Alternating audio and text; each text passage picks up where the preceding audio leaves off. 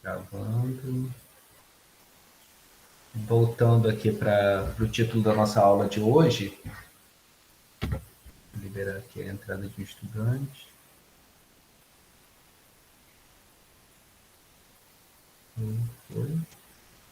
Foi. Hoje a gente vai falar sobre práticas mecânicas, vegetativas e edáficas de conservação do solo. Iniciando, então, como a gente viu na nossa aula anterior, que a gente falou sobre a degradação do solo. A degradação do solo ela pode ocorrer de diferentes maneiras e uma delas, né, uma das principais, é através da erosão. Que a gente estudou lá o que é a erosão, de que forma ela pode acontecer e que danos isso pode levar ao solo, né?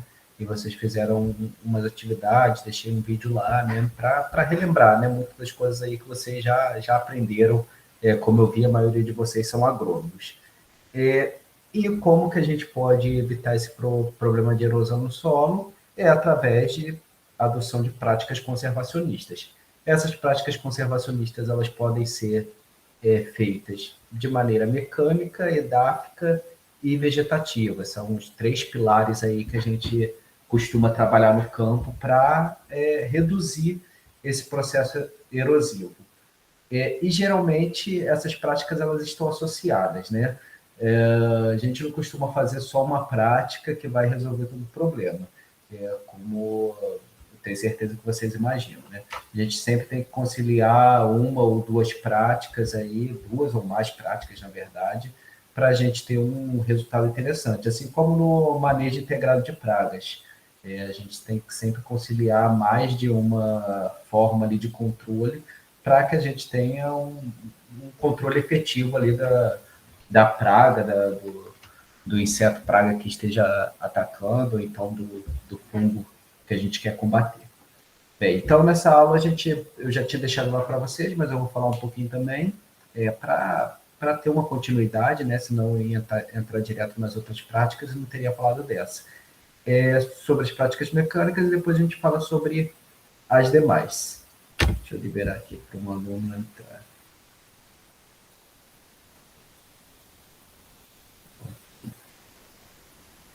Voltando. Eu acho que é porque vocês não estão acessando, se eu não me engano, pelo e-mail institucional, né? Eu acho que é isso, que aí eu estou tendo que liberar cada entrada. Eu acho que quando o e-mail institucional não tem que ficar liberando assim, não sei. Depois eu vejo isso. De qualquer maneira, continuando aqui, começando na verdade, né? Que você acaba se perdendo, né? Que você tem que toda hora liberar para um estudante entrar. A primeira prática que a gente vai falar é sobre o cultivo em contorno ou cultivo em nível, que é uma prática aí mais do que batida, a gente está cansado de saber.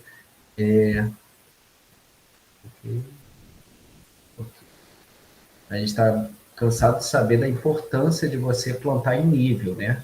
Antigamente, a gente sabe que a cafeicultura no Brasil, quando ela começou ali, principalmente no Rio de Janeiro, né?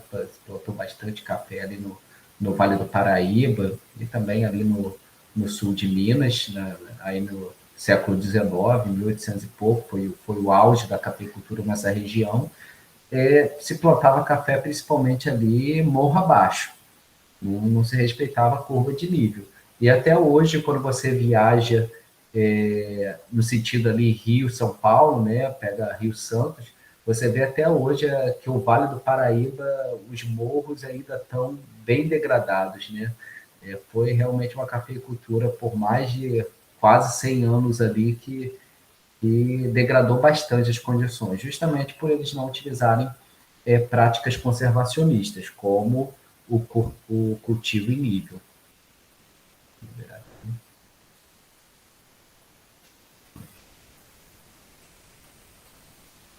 Bem, então, como vocês estão vendo aí nessa fotografia, o cultivo em nível nada mais é do que a gente respeitar ali a declividade do terreno, né?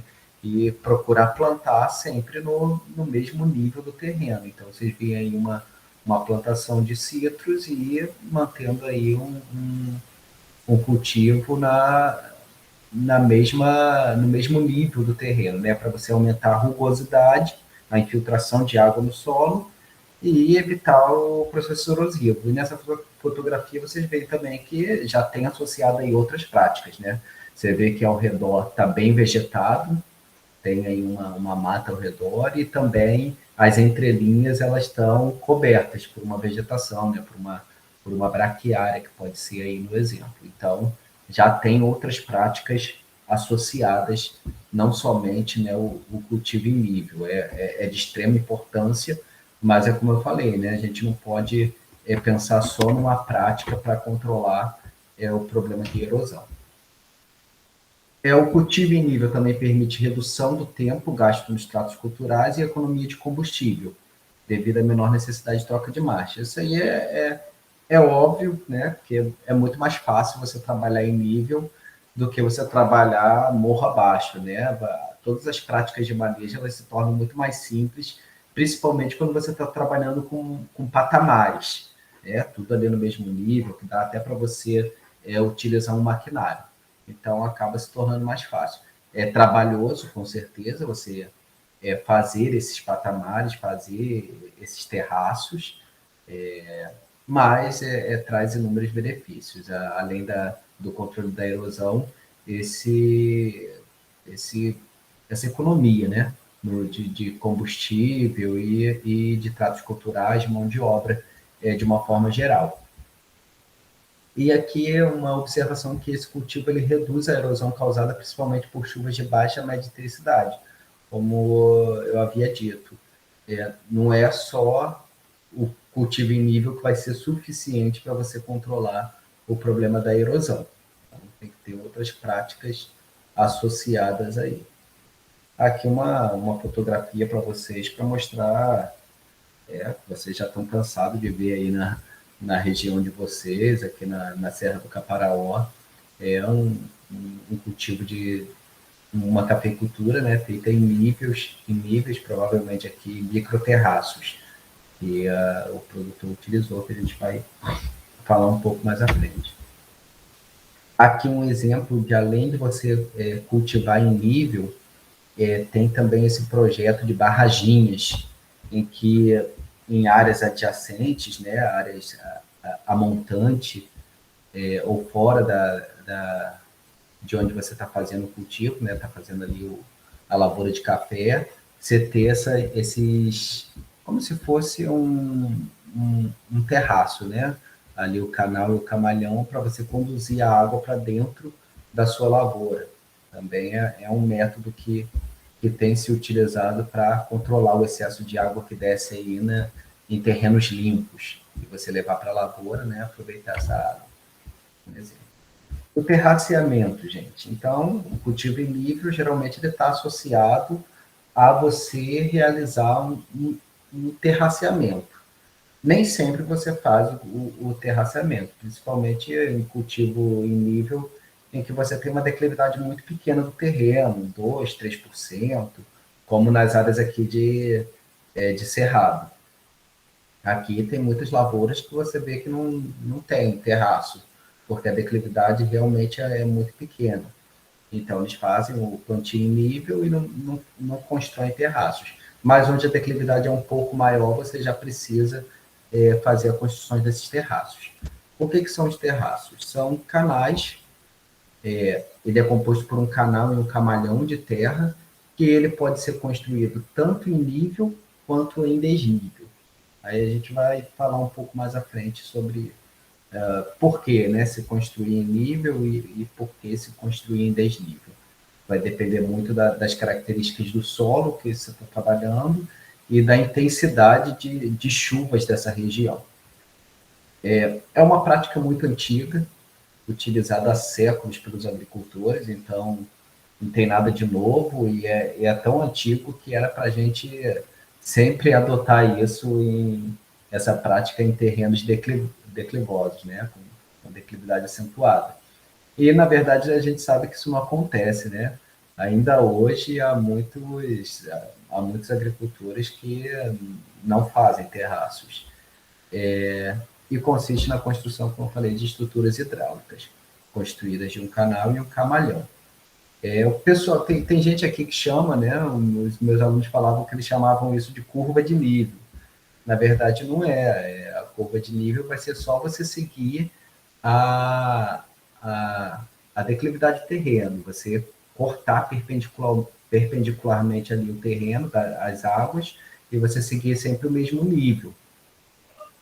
O terraço já não. Quando você constrói terraço, você tem uma movimentação de terra significativa, em que você faz esse canal e faz esse camalhão.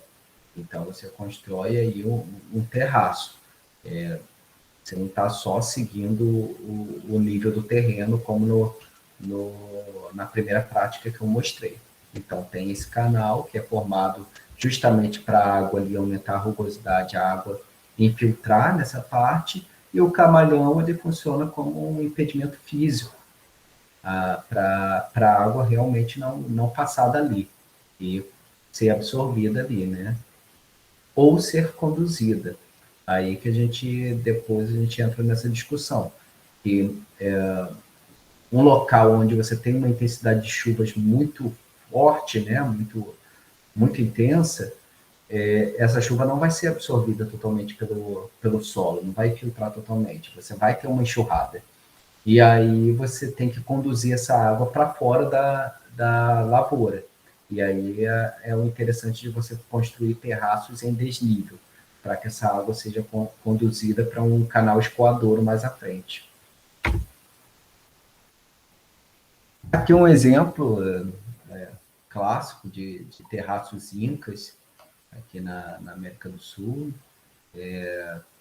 Bem característico esses terraços construídos. Você vê que eles fatiaram o morro aí todinho e fizeram terraços bem totalmente planos e com paredes em pedra. Então você vê aí que os incas nessa época zeraram praticamente o risco de erosão nessa área. Então vê que é uma técnica bem antiga, hoje é um ponto turístico e é de extrema importância para a gente conseguir cultivar em relevos desse tipo.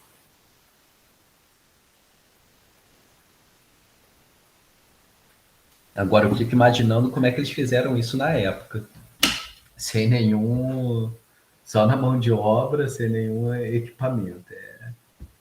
É igual a construção das pirâmides, né, no Egito. Mistério para a gente. Então, quais são as vantagens do terraceamento? Então, a gente tem redução da velocidade do volume do escoamento superficial, a água vai filtrar muito mais do que ela vai correr. Redução de perda de solo, água, defensivo e insumo, justamente por causa disso, que você diminui a enxurrada, então você vai reduzir as perdas de solo. Aumento da umidade do solo, devido a maior infiltração, redução da vazão de picos de curso d'água e aumento de recarga de lençol freático, claro, você não vai ter aquela força de enxurrada que vai desaguar direto no curso d'água e você vai recarregar o seu lençol freático mais lentamente. E melhora da topografia. Quando você melhora a topografia do terreno, você melhora a mecanização, todas as práticas de manejo que você vai realizar. No terraço existe diferentes tipos de classificação. Aqui eu vou falar um pouco das principais que a gente encontra nos livros, no livro do Lombardi Neto. Eles são classificados quanto à função, por exemplo, se é um terraço de infiltração ou um terraço de drenagem. Aí é que a gente volta naquele tema que eu tinha falado. Se você vai construir esse terraço em nível ou em desnível. Quando eu construo o terraço em nível, se ele vai estar sempre no mesmo nível, eu quero um terraço de infiltração, para a água ser absorvida, né, cair ali e infiltrar, e ficar ali. Quando eu construo um terraço em desnível, a gente diria um terraço de drenagem, eu quero dizer o quê? Que ele vai infiltrar também uma parte da água, mas que ele vai conduzir esse excesso de água, essa parte dessa enxurrada, para fora da minha lavoura.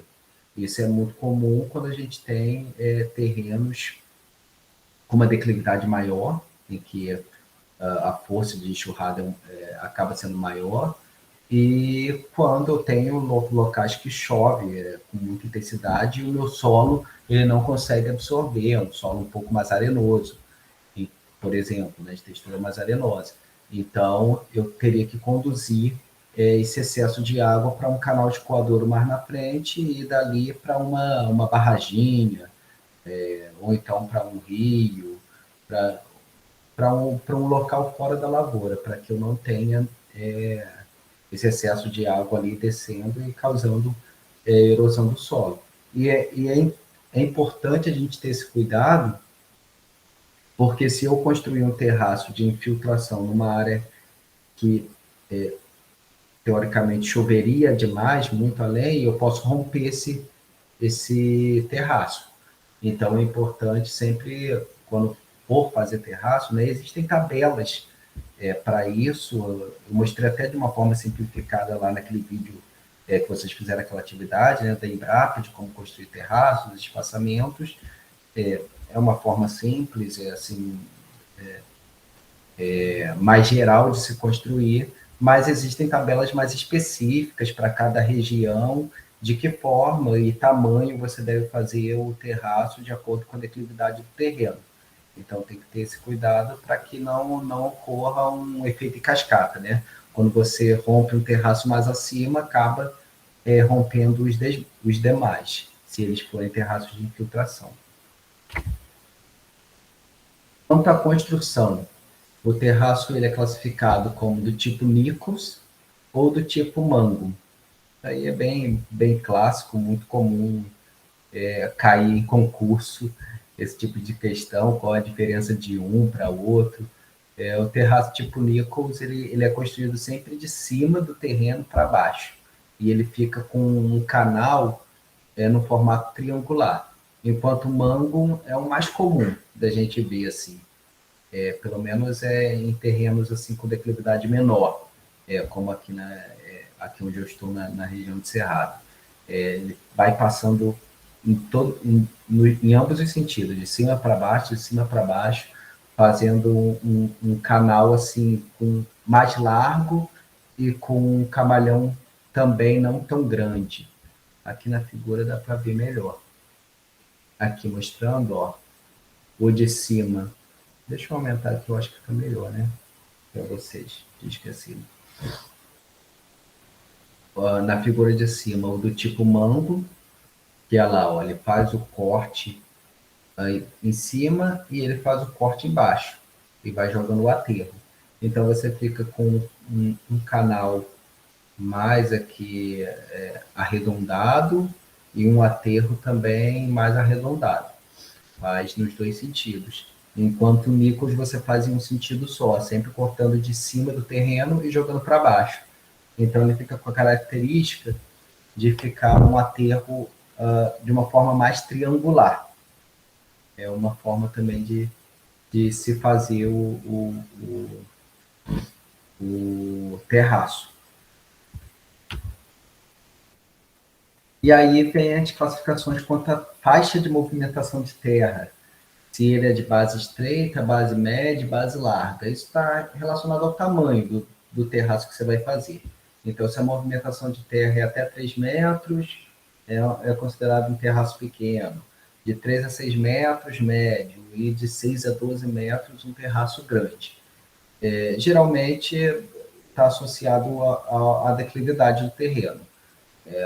Terraços menores você faz em declives maiores, enquanto em declividades menores, 3 a 6% de declividade no terreno, você faz um terraço bem largo e quase não dá para sentir no terreno, né? Você vai passando, você sente só uma ondinha. Alguém pediu para fazer alguma observação? Não sei, ouvi um barulhinho aqui. Qualquer coisa é só falar aí. Não sei se alguém pediu para entrar e não apareceu aqui. Vou retornar. Qualquer coisa é só falar aí, pessoal. Aqui, por exemplo, é muito comum os terraços de base larga.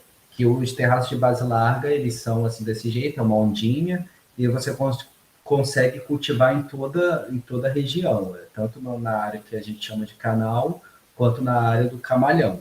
Enquanto esses terraços mais estreitos, a gente acaba vendo em regiões mais declivosas, como aí na região de Minas Gerais, nas regiões montanhosas também do Espírito Santo e Rio de Janeiro.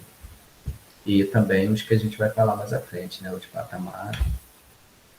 Então, aqui só uma figura para ilustrar um canal e um camalhão, né, formando o conjunto, formam um terraço. Nesse caso, um terraço de base estreita, que seria um terraço pequeno, um declive maior. Aqui é um terraço considerado de base média, aí de 3 a 6 metros, e um terraço de base larga, aí acima de 12 metros, 6 a 12 metros. Vocês podem ver que nesse caso ele é bem suave no terreno, né? Então ele pega aqui transversal ao sentido do declive, né? Cortando as águas, que a gente chama, e é geralmente associado a declividades menores, um terraço desse tipo. Quanto à forma, o terraço também ele é classificado como comum, embutido, murundu e patamar. Terraço comum é, como eu falei, esses mais aí, terraço de base estreita, média, larga, que vai em declividades inferiores a 18%, geralmente. O terraço embutido é a mesma coisa que o Nicos. Então, existem muitas classificações de terraços assim. É importante a gente falar sobre eles, né, sobre essas classificações, mas não é algo que a gente precisa se prender. Então, o terraço embutido é simplesmente um terraço que ele corta de cima para baixo também o terreno e deixa um camalhão mais triangular e utilizado mais em declividades maiores. O terraço murundu apresenta grande movimentação de terra, um camalhão alto. É um licos com um camalhão mais alto. E o terraço em patamar, que é o terraço assim mais importante quando a gente trabalha com declividades altas, como eu mostrei lá para vocês no início dos terraços incas, que ali é o terreno todo cortado em patamares, o plantio de arroz também é irrigado na China, ele é feito tudo dessa maneira, em patamares, muito interessante. E aqui no Brasil, a cafeicultura, muita cafeicultura é feita em patamar, né? Aqui só para dar o detalhe para vocês, né, de como que seria, ilustrando. Ó, o terraço tipo embutido. Mesma coisa que o Nichols.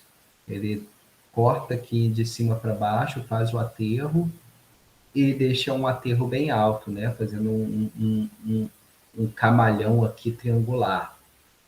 O Morundu é um Nichols, mas é um Nichols bem mais alto.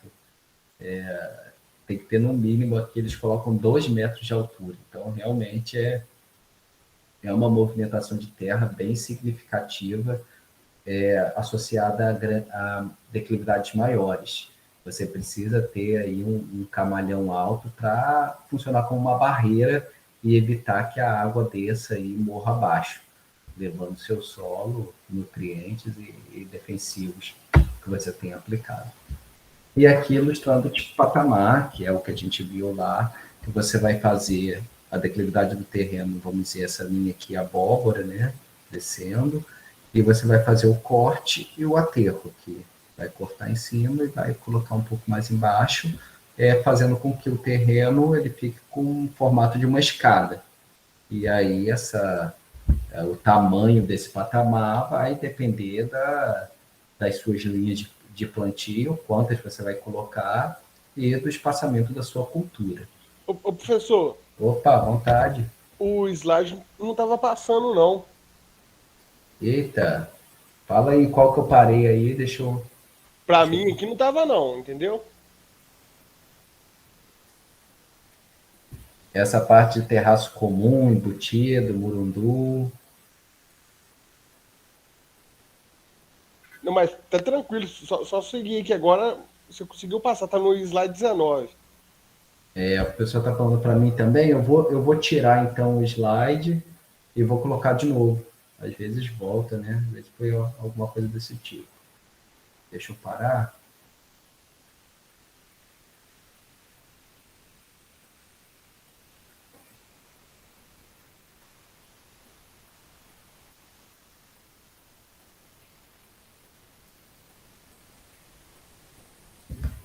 Estão vendo esse slide, tipos de terraços? Sim. Então vamos lá.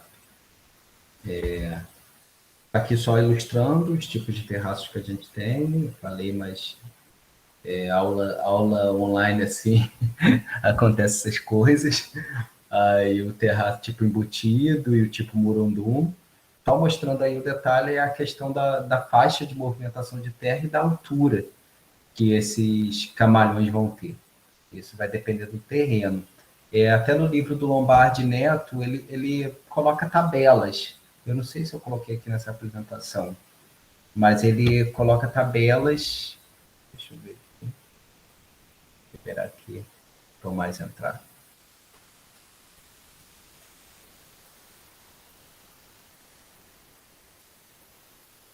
Qualquer coisa, se não estiver passando, vocês me avisem.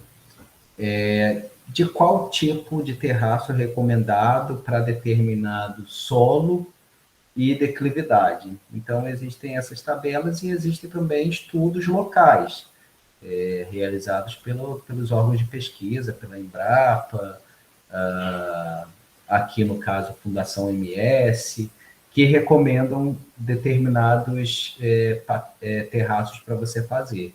Então, é uma coisa que o pessoal segue praticamente nessas cartilhas, né? Que já foram divulgadas. O de patamar, como eu estava falando, que é esse corte e aterro. Vai fazer aí com que o solo fique com a conformação, na verdade, o terreno fica com a conformação de uma escada. Ok? Conseguimos essa figura de pomar de citros implantado em terraço tipo patamar. Só para eu saber se está passando certinho. Tá no tipos de terraço, no slide 20. Que coisa, eu acho. Eu acho que eu sei o que está acontecendo. Deixa eu voltar aqui. Já aconteceu uma vez comigo.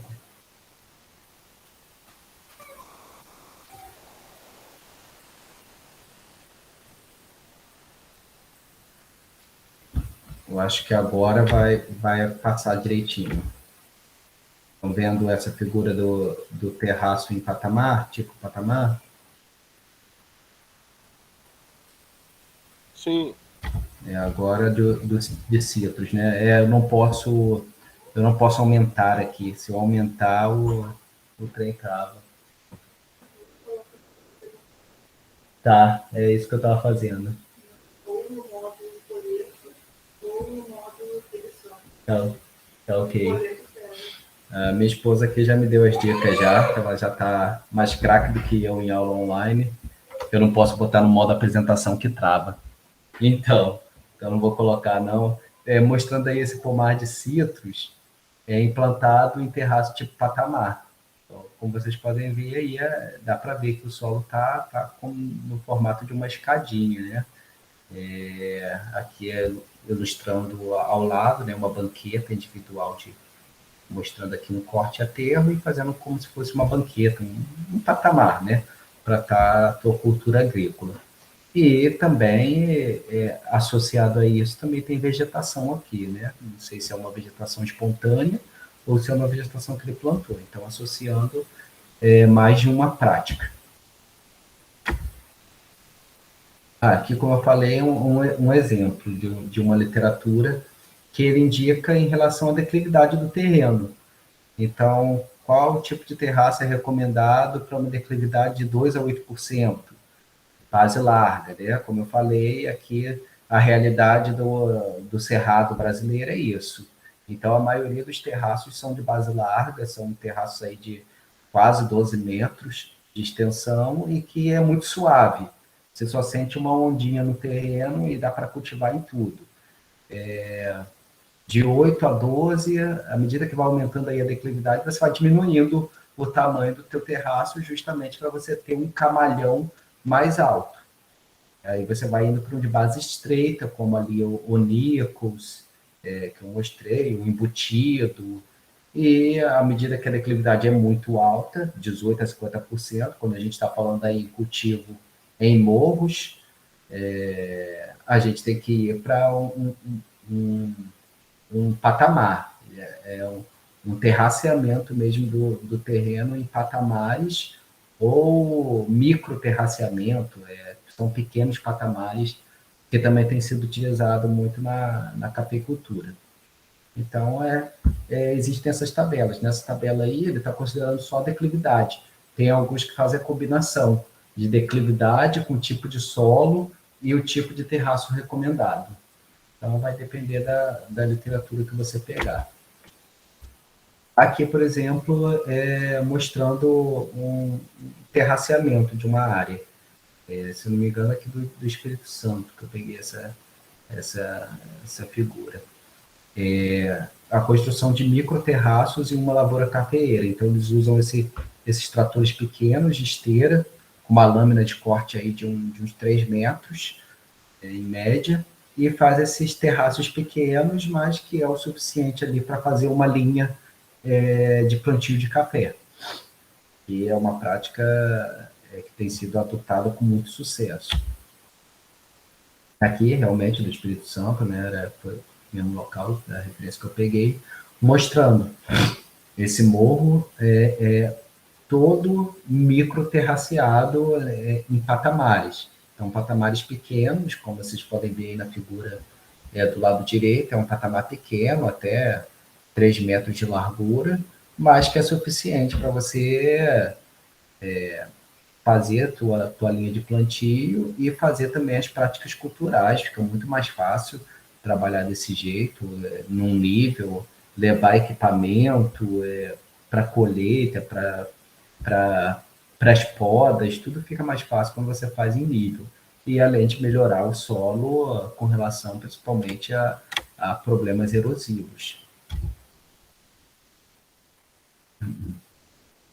Ok, até aí, pessoal? Ok. Beleza. E aqui, gente, a gente vai falar é uma continuidade, né, desse tópico. Além de você construir esses terraços, seja de qual tipo você for fazer, principalmente os terraços de base estreita e de base média. Base larga já é mais difícil, em patamares também não costuma ser necessário, mas os de base estreita e de base média, quando eles são construídos em desnível, ou seja, eles vão acompanhando uma certa declividade do terreno, para a gente fazer esse terraço, ele seja um terraço de drenagem, para ele conduzir o excesso de água, né? Não um terraço de infiltração.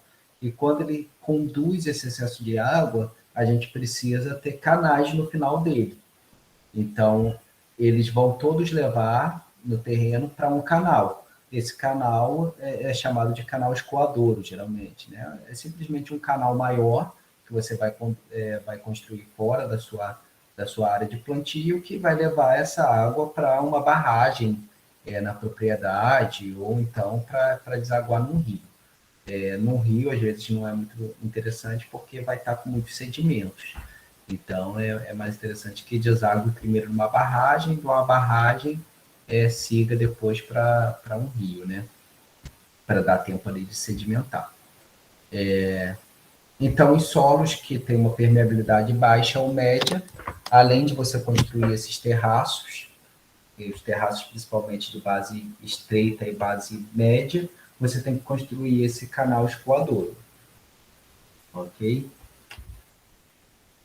Além dos canais escoadouros, tem outros tipos de canais.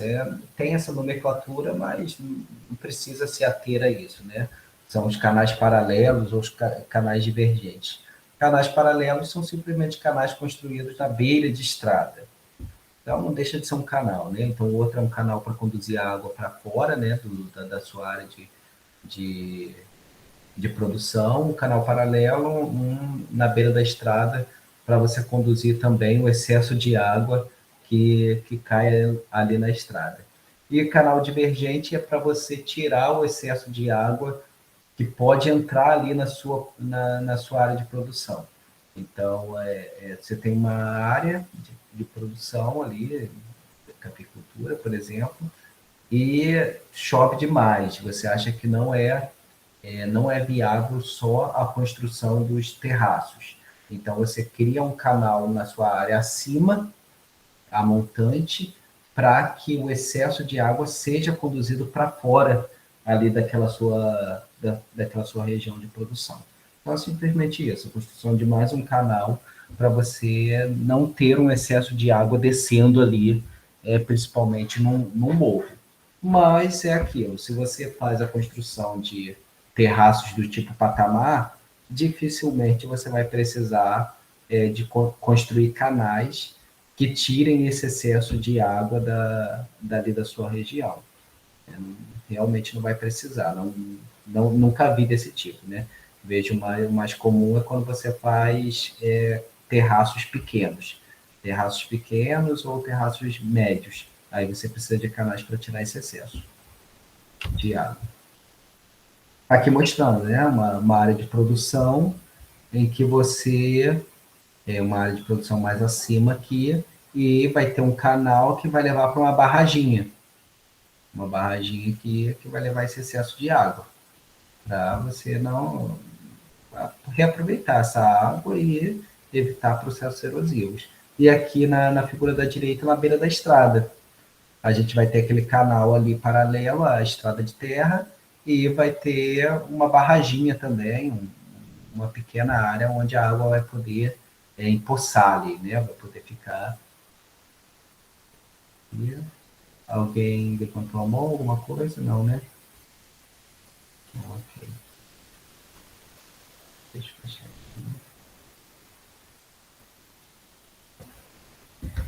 E essa construção de um canal paralelo na beira da estrada, junto com uma barraginha, junto com um poço, né, um pequeno poço cavado na terra, é de extrema importância para a conservação da estrada rural, que a gente vai falar na próxima aula. Tem uma série de práticas que a gente adota para que a estrada rural ela não fique totalmente erodida e a gente consiga utilizar ela aí por um período bom.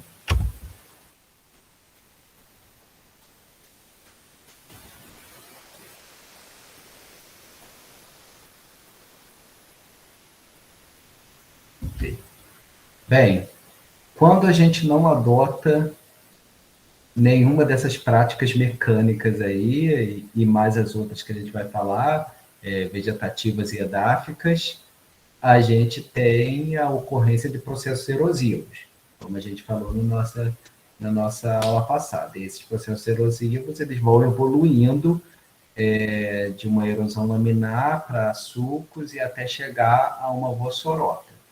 Quando chega a uma gravidade dessa, que é mais comum em solos arenosos, com a topografia acidentada, vai depender também das características do terreno, como o comprimento da rampa, acaba realmente todos esses fatores contribuindo para que a erosão aumente se você não adotou nenhuma prática.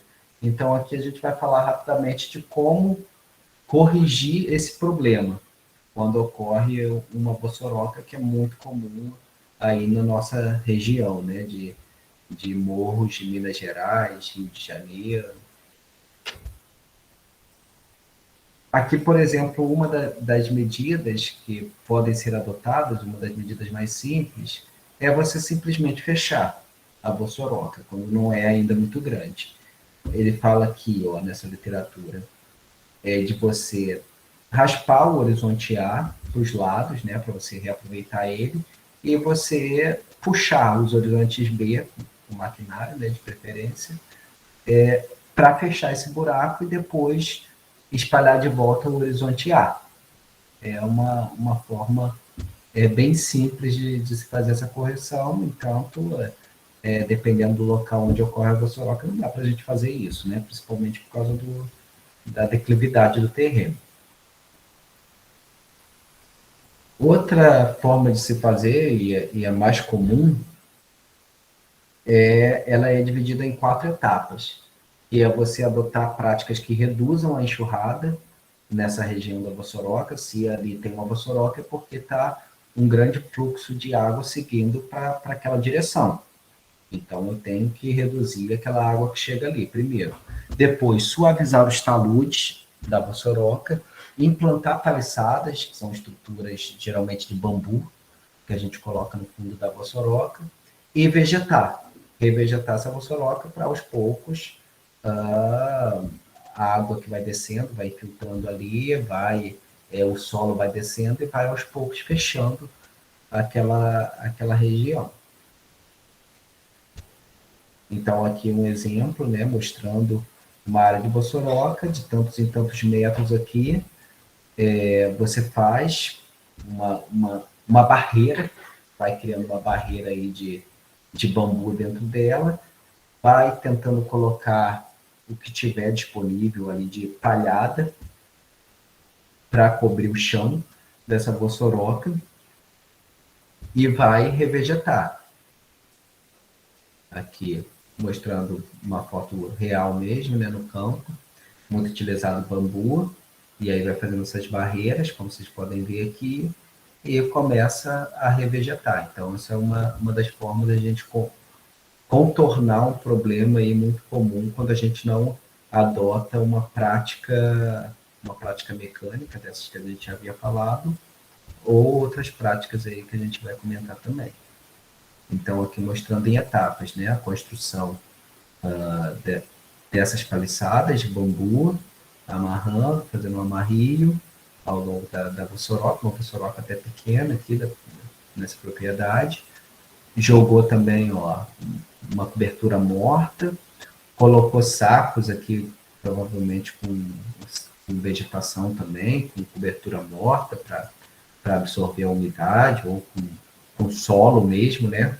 No início aqui da vossoroca. E também é interessante você, às vezes, fazer um canal, né? Um pequeno canal para um lado, para o outro lado, para você estar impedindo que o excesso de água siga para essa área da vossoroca. Ok, aqui resumo que eu coloquei para vocês. E aqui são outras atividades que eu coloquei lá para vocês, que vocês já visualizaram. Então, essa aula está disponível lá no Siga, e eu já tinha passado também uma atividade bem simples, né, de um videozinho da Embrapa, que acho que quase todos vocês fizeram, que era para a partir da identificação da declividade do terreno e do tipo de solo, você vê a distância entre os terraços que seriam construídos. Então, uma atividade bem simples, só para dar uma ideia geral sobre a importância de se construir esses terraços. Ok? Então, continuando, deixa eu parar essa apresentação.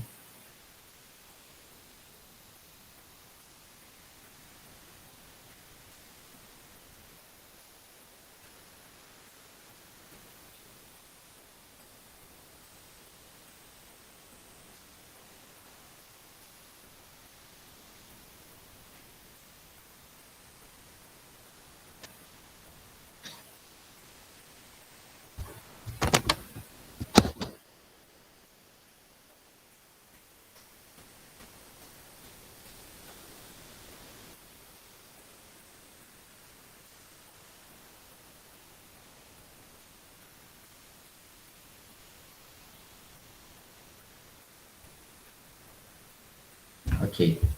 Estão vendo essa segunda apresentação de práticas vegetativas e edáficas? Tudo certo.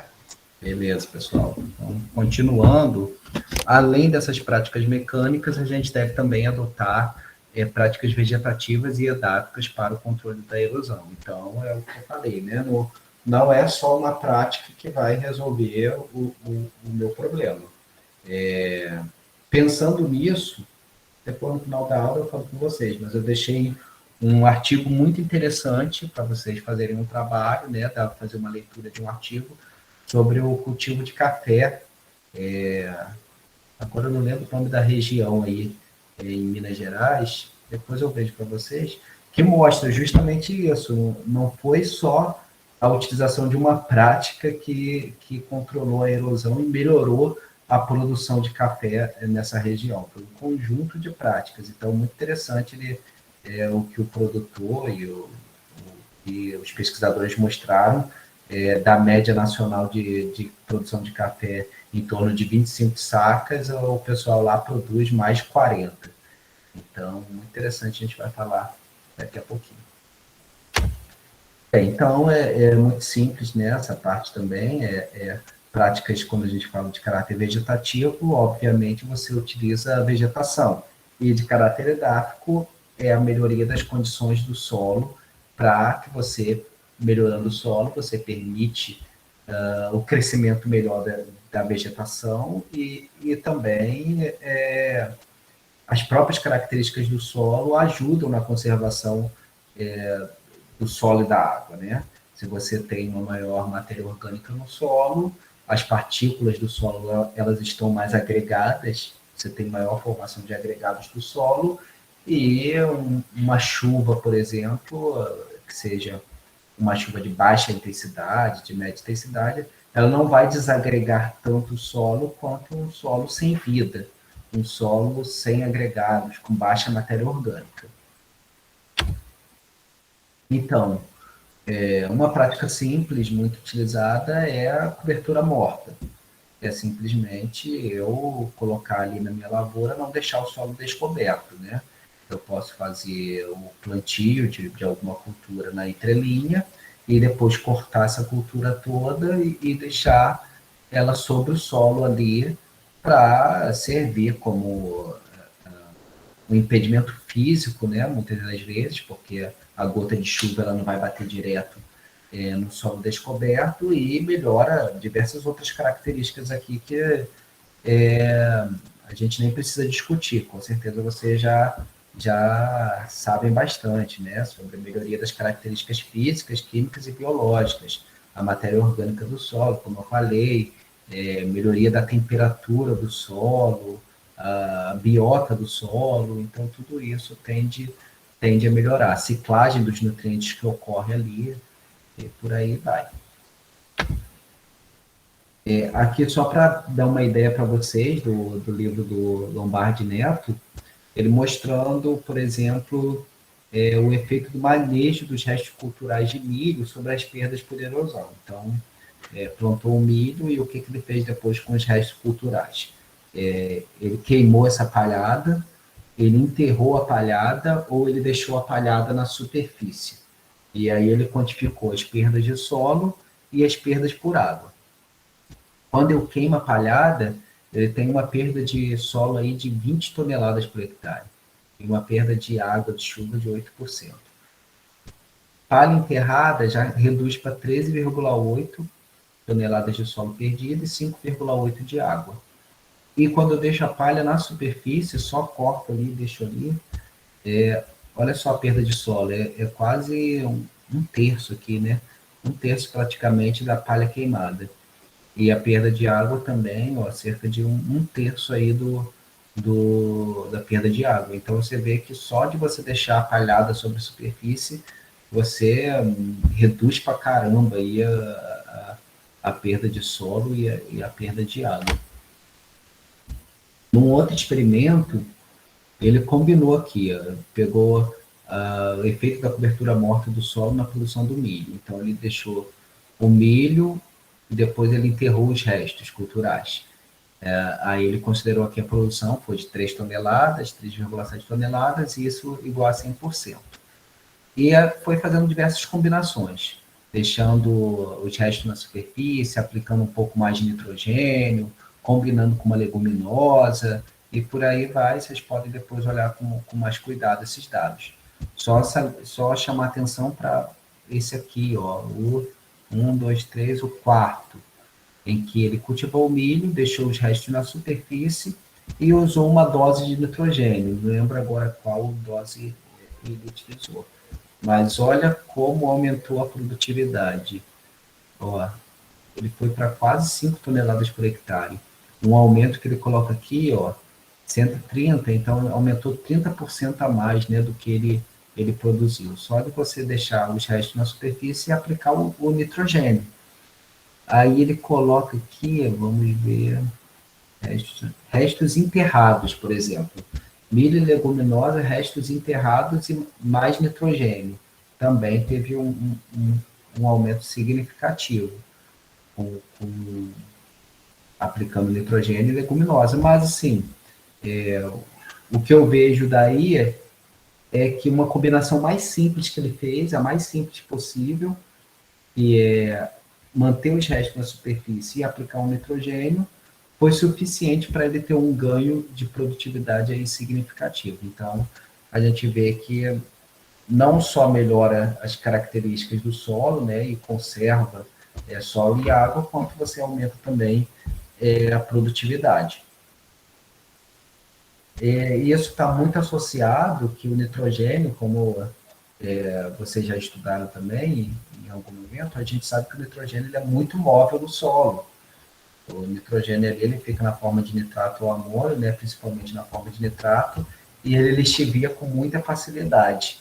Se você tem uma quantidade ali de restos culturais em superfície, de certa maneira você impede que o excesso de água carregue esse nitrogênio, né, lixivie esse nutriente para antes da planta absorver.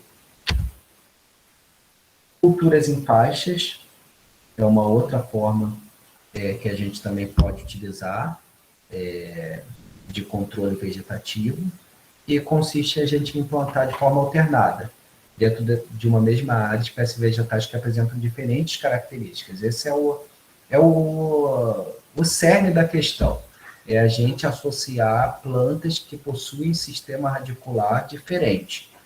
Então, é muito comum a gente utilizar, por exemplo, uma gramínea com uma leguminosa. No caso do café, a gente já tem uma planta que é perene, que tem um sistema radicular profundo, você pode associar ali na entrelinha com uma gramínea, que seja de interesse, que também tem um sistema radicular profundo, tem pragas, tem um ciclo cultural totalmente diferente do café, as pragas não estão associadas, mas também você pode utilizar um adubo verde que vai fornecer nitrogênio para o solo, como uma leguminosa, uma crotalária, feijão de porco, aveia. Então, tem N opções que você pode utilizar, né?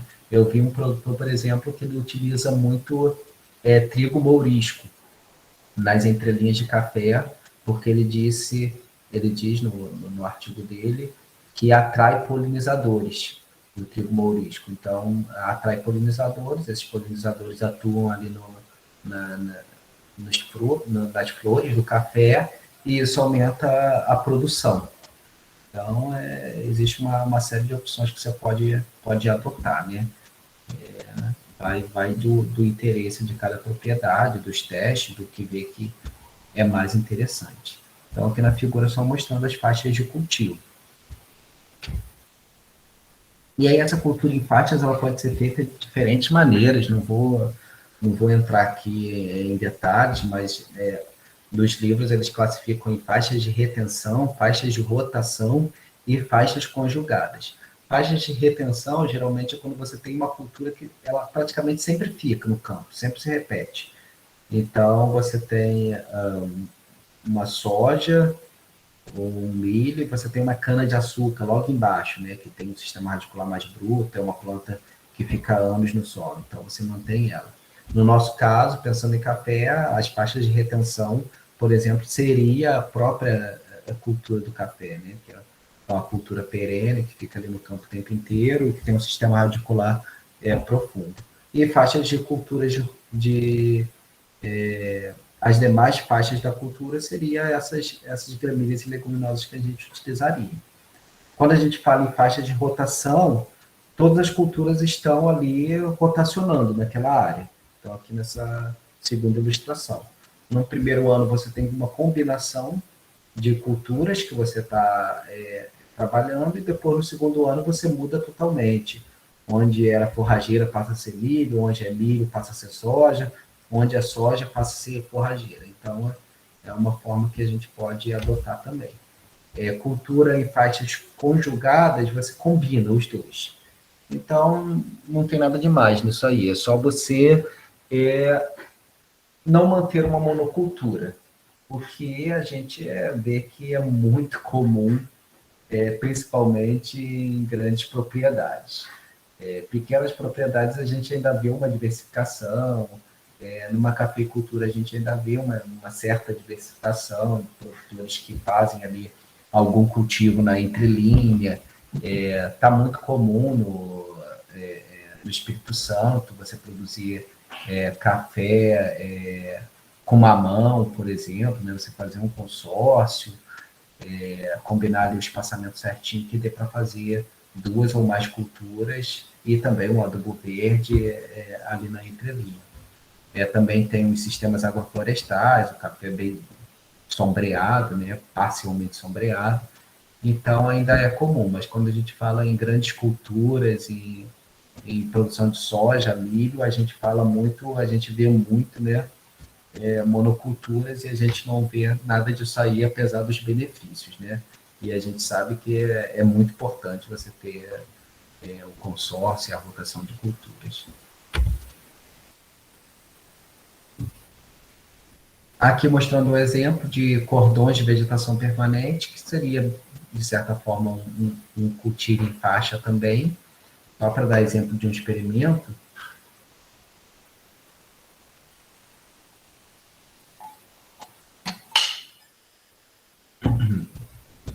Só para dar exemplo de um experimento aqui, ele fez práticas conservacionistas em culturas anuais e quantificou as perdas de erosão, perda de solo e de água. Então, as práticas que ele fez foi o cultivo morro abaixo, né, que a gente já falou que isso é uma prática totalmente arcaica, que já deveria ter acabado, desde a época dos Incas lá já se faz patamares. Cultivou em contorno, que é o cultivo em nível, cultivo em nível com alternância de capinas e utilizando faixas de retenção, cordões de cana-de-açúcar, por exemplo. Então, você vê que morro abaixo, ele perdeu aí num ano 26 toneladas por hectare de solo e 6,9 toneladas por hectare de água. E à medida que ele foi adotando essas práticas, né, o contorno já diminuiu significativamente, quase para metade aí das perdas dele, principalmente de solo. Então, foi o que eu falei lá no início da nossa aula, o cultivo em nível, ele já controla razoavelmente a erosão, mas dá para melhorar bem mais.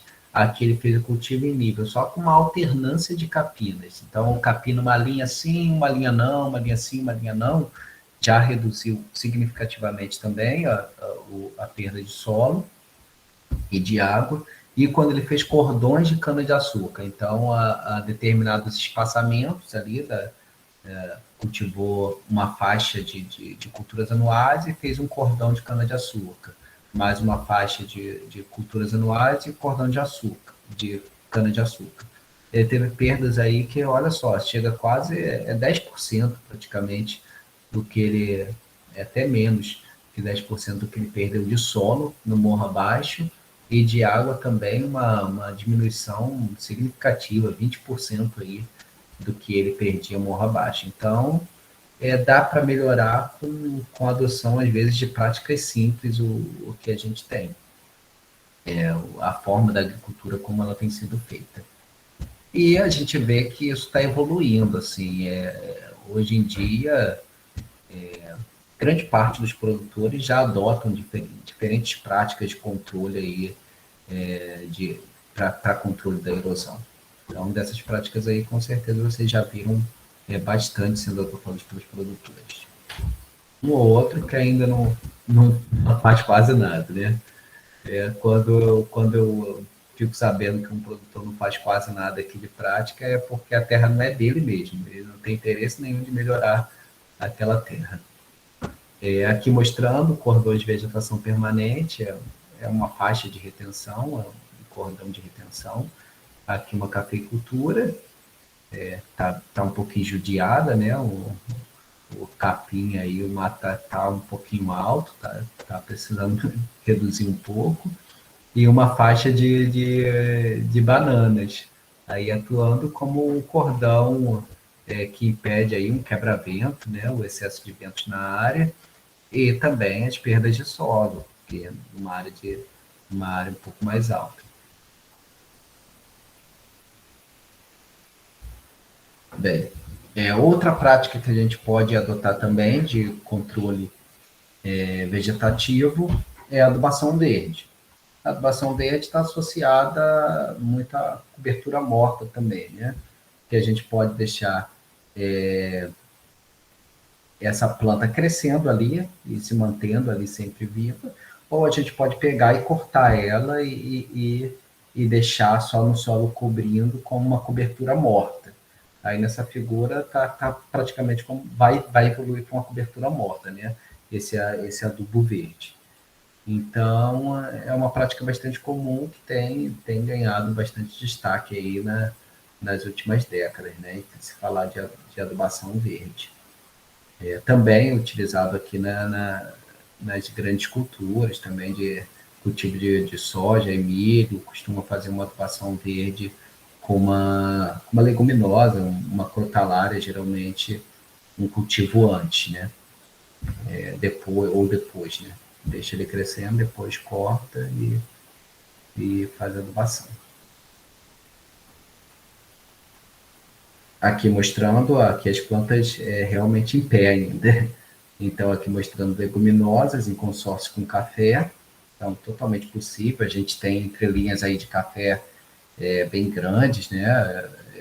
Eu não sei, assim, qual que tem sido a entrelinha que vocês veem aí comumente, mas a gente pode trabalhar até com 3 metros, né? 3 metros, metros e meio de entrelinha, dá tranquilo para a gente cultivar alguma coisa nessa entrelinha e não deixar o solo descoberto. A alternância de capinas, que a gente já falou, ou ceifa do mato, a gente não precisa necessariamente arrancar a planta pela raiz, a gente pode só ceifar o mato, passar ali também um maquinário só cortando, né? Só podando ali o mato numa altura que não vai gerar uma competição com a tua cultura principal, com o café. Então, é simplesmente você fazer capinas alternadas. Uma prática extremamente simples, mas que dá resultado também. Mostrar aqui o exemplo para vocês de um artigo bem simples, em que os autores aí, eles avaliaram práticas de conservação do solo em café arábica na região serrana do Espírito Santo. E aí, nessa tabela, eles mostram, eles monitoraram de 1989 até 92 a 98. Os tratamentos foi sem faixas, então o café ali sem nada nas entrelinhas, e depois o café consorciado, tendo na entrelinha ali uma faixa de capim gordura que eles utilizaram. Uma faixa de capim gordura para 3 sem nada, uma faixa de capim gordura para 2 sem nada e 1 para 1. E aí eles avaliaram a perda de solo. E aí vocês podem ver que à medida que ele vai tendo mais faixas de capim, ele vai diminuindo a perda de solo. Aqui em 1990, na faixa 1 para 1, no tratamento 1 para 1, ele já não tem mais perda de solo nenhum. Enquanto em 1990, aí no 100 faixas, olha a perda de solo que ele teve, 113,12 toneladas aí por hectare. E ele fala que essa perda ela foi muito alta nesse ano, por exemplo, né, realmente muito alta, né, relacionada aos outros, porque foi um ano de chuvas intensas e que a lavoura do café estava muito pequena. Então, não deu tempo do café crescer, o solo descoberto, ali a perda de solo é muito grande. Você pode ver que no Sem Faixas, até quando ele chega em 1992 a 98, a cultura do café já atingiu uma altura maior, já está promovendo um fechamento, uma cobertura maior do solo, e a perda de solo dele chegou até a zerar, que achei um dado assim um pouco exagerado. Geralmente eu continuo correndo erosão aí se você não adotar práticas. Mas, enfim, esse foi o resultado que ele encontrou. Mas, assim, só para chamar a atenção de quando você tem faixas aí cultivadas, você realmente diminui a erosão do solo e a perda de água também. E é até interessante que ele mostra também a questão da produtividade do café, o rendimento em sacas. E ele viu aqui que na combinação 1:3 ou 1:2, ele tem uma produtividade maior do que, por exemplo, 1:1. Que ele cultivou ali uma faixa com capim gordura, uma faixa sem, uma faixa com capim gordura, uma faixa sem. Por quê? Porque por causa da mata competição. Então é uma coisa que a gente tem que tomar muito cuidado aqui nessa fotografia, por exemplo. É muito importante que a gente mantenha as nossas entrelinhas cobertas. No entanto, a gente precisa ter o cuidado de evitar a competição com o mato, né? A gente sabe que essas gramíneas forrageiras, a não ser que seja uma crotalária, um feijão, que são culturas mais bem menos agressivas, né? Agora uma braquiária, ela, uma forrageira desse tipo, ela é bem mais agressiva, ela cresce muito rápido, então a gente tem que ter cuidado com essa mato competição. É porque é interessante a gente cobrir a nossa entrelinha, pela questão da erosão do solo e da água, e vai melhorar a produtividade do café, mas eu posso ter também um prejuízo, porque eu preciso controlar esse mato na entrelinha também, eu não posso deixar esse capim crescer de maneira que comece a competir. Vocês podem ver o detalhe aqui, ó, aqui está a copa do café, ó, você vê que a projeção, ele deixa ainda pelo menos uns meio metro aí de faixa limpa. Então, tem que manter ali próximo do pé do café e na área de projeção da copa, o mato tem que estar bem baixo, né? Ou de preferência baixo, né? Você pode até, não precisa estar limpo, não precisa estar totalmente capinado, mas precisa estar um mato baixo que você vê que ele não vai estar competindo em luz e nutrientes com a sua cultura principal. Aí acaba que muitos produtores não preferem deixar a entrelinha limpa porque isso dá trabalho demais, né? E às vezes não é possível sistematizar a área para conseguir passar maquinário, cortando esse capim, ou então conseguir mão de obra para estar fazendo esses tratos culturais que durante o verão é com uma frequência enorme. Ok? E outra medida que a gente pode adotar também, como prática conservacionista, é o reflorestamento. A gente sabe que, pelo Código Florestal, a gente tem áreas que tem que reflorestar. A gente vai até falar um pouco sobre isso na próxima aula, da classificação do solo em áreas de aptidão agrícola e capacidade de uso. Então, tem as áreas que a gente pode classificar o solo para uma área mais voltada para reflorestamento, áreas que são menos produtivas, o declive não ajuda, e é uma prática importante que é prevista em lei também, a gente tem que atender. Agora ficou muito flexível com as últimas mudanças do Código Florestal, principalmente para pequeno produtor, é muito pouco que tem que fazer, mas é uma prática também que ajuda na conservação do solo e da água. Como a gente sabe, né, quanto mais vegetação ali, essas plantas têm um sistema radicular profundo, elas vão evitar que esse solo se perca mesmo, né, que ele seja carreado e a formação de enxurradas. E já estamos acabando, tá, pessoal? Aqui, então, finalizamos a parte de práticas vegetativas e vamos falar rapidamente sobre práticas de caráter edáfico. Práticas de caráter edáfico são práticas que melhoram o ambiente do solo, como eu havia dito, né? Você melhora o solo, você melhora as condições para o desenvolvimento vegetal e para a microbiota existente. Então, uma prática de extrema importância é a gente eliminar, fazer o controle do fogo. O fogo aí é um dos maiores inimigos para o solo. Realmente é uma prática antiga, ainda muito, muito utilizada na região do Cerrado, por exemplo, para limpar áreas e também em outras regiões, né, pequenos agricultores familiares, que você aumenta até a fertilidade do solo por 1 ou 2 ciclos, que você dá um boom de nutrientes no solo, mas que isso se perde ao longo dos ciclos, né? Por causa principalmente da lixiviação dos nutrientes. E você interrompe ali a ciclagem. Então tem uma série de prejuízos, perda da fertilidade do solo, erosão do solo, vai aumentar a erosão, claro, o solo vai estar descoberto, perda de biodiversidade do solo, você mata tudo que tem de vida ali, e emissão de gases de efeito estufa. A gente está falando aí, essa semana está encerrando a COP26, que está se discutindo justamente sobre a emissão de gases de efeito estufa no mundo. Isso já é cientificamente comprovado, e não há dúvidas de que o aumento dos gases de efeito estufa na atmosfera está causando alterações no clima do planeta. E para o Brasil, o principal trabalho de casa que a gente tem que fazer é reduzir a ocorrência de fogo, né? É reduzir principalmente o desmatamento, que é feito tacando fogo mesmo, né? É uma das principais medidas. É claro que a gente sabe que os produtores responsáveis não adotam mais esse tipo de prática. Então, é a gente eliminar mesmo e controlar o fogo nas propriedades. É de extrema importância devido a essas características que eu mencionei.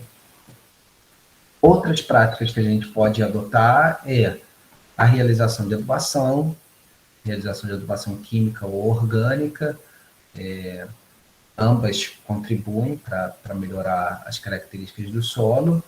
É claro que a gente sabe que se a gente seguir mais para uma linha de adubação orgânica, é melhor do ponto de vista econômico e ambiental, mas não condenando de maneira nenhuma a utilização de adubação química, é de extrema importância também para a gente fazer a agricultura. E a calagem, a gessagem também, para a gente melhorar as condições do solo ali de cultivo. A gente já aprendeu que quando a gente faz uma calagem, aumenta o pH do solo, deixa o pH numa faixa ideal de cultivo. Uma faixa ideal de cultivo vai ser bom para o crescimento vegetal. E o crescimento vegetal eu acabo contribuindo para a realização de uma prática vegetativa. Então, é simplesmente por essa questão. A gessagem também, a gente já tem muita literatura, muito trabalho mostrando que eu aplico gesso, eu diminuo a quantidade de alumínio tóxico em profundidade, porque o gesso ali ele é sulfato de cálcio, ele combina ali o sulfato com alumínio, né, forma sulfato de alumínio. Esse sulfato de alumínio ele é carreado, ele se torna insolúvel, geralmente no solo, e eu forneço cálcio em profundidade. Forneço cálcio em profundidade, eu estimulo o crescimento radicular. Então, vocês vão ver que a gessagem está sendo utilizada nesse artigo que eu passei para vocês de diversas práticas aí para controle de erosão, e controle de erosão e controle e manutenção da água no solo, né, nesse artigo. Eles utilizam diversas práticas, dentre elas a gessagem. Aqui nessa tabela é simplesmente para mostrar a importância da adubação e dessas práticas. Rapidamente, só aqui um tratamento sem adubação, a última coluna aqui, ó, ele teve uma produtividade de 13,6 toneladas. Provavelmente esse solo já tinha algum resquício de adubações passadas para ter produzido bem assim ainda. É a produção de pimentão. E à medida que ele vai utilizando aqui, ó, esterco mais química, subiu para 20,1 toneladas. Para verme compostagem, só 16, um pouquinho maior do que sem adubação. E verme compostagem mais adubação química, 20,1.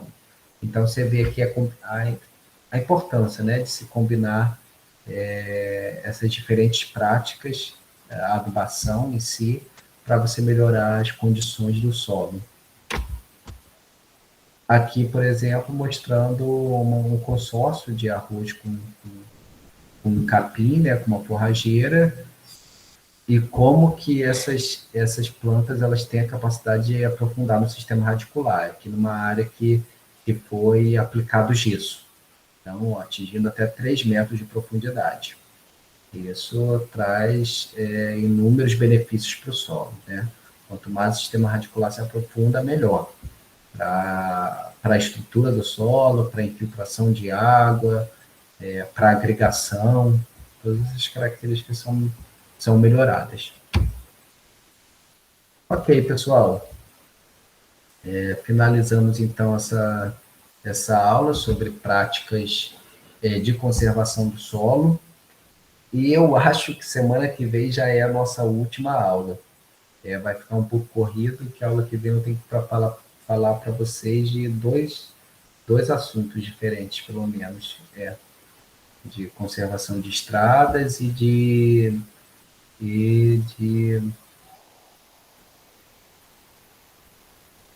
levantamento, de capacidade de uso e aptidão agrícola de solos. Eu acho que são esses dois mesmo. Eu vou conferir se é só essa aula. Bem, como atividade para vocês, eu já deixei tudo lá no SIGA, tá em sequência essas duas aulas sobre práticas mecânicas, depois edáficas e vegetativas, e deixei 2 textos para leitura. O texto 1 é um texto bem pequeno, bem tranquilo, a importância do manejo e conservação do solo, e tem um questionário, que está lá no SIGA também. Eu acho que eu botei a entrega tudo para o dia 20, tá bom? E o segundo texto, na verdade é um artigo, Sistema Conservacionista e de Manejo Intensivo do Solo no Cultivo de Cafeeiros na região do Alto São Francisco, Minas Gerais. Essa região que eu não lembrava, né? Na região do Alto São Francisco. Então, nesse segundo artigo aqui, ele adota diferentes práticas conservacionistas que a gente discutiu aí, que eu apresentei para vocês ao longo dessa aula, e que está levando ali a uma produção significativa na região, uma produção aí de mais de 40 sacas por hectare de café. Achei bastante interessante esse artigo e também fiz alguns questionamentos para vocês, tá bom? Então tem esses 2 textos, tem essas 2 apresentações lá no nosso sistema, tem esses 2 textos para leitura e 2 atividades para serem feitas a partir desses textos. Qualquer dúvida, só entrar em contato comigo, tá? Entrega, eu acho que eu botei para o dia 20, tá lá. Se tiverem algum problema, só falarem comigo, tá bom? Deixa eu parar aqui a apresentação.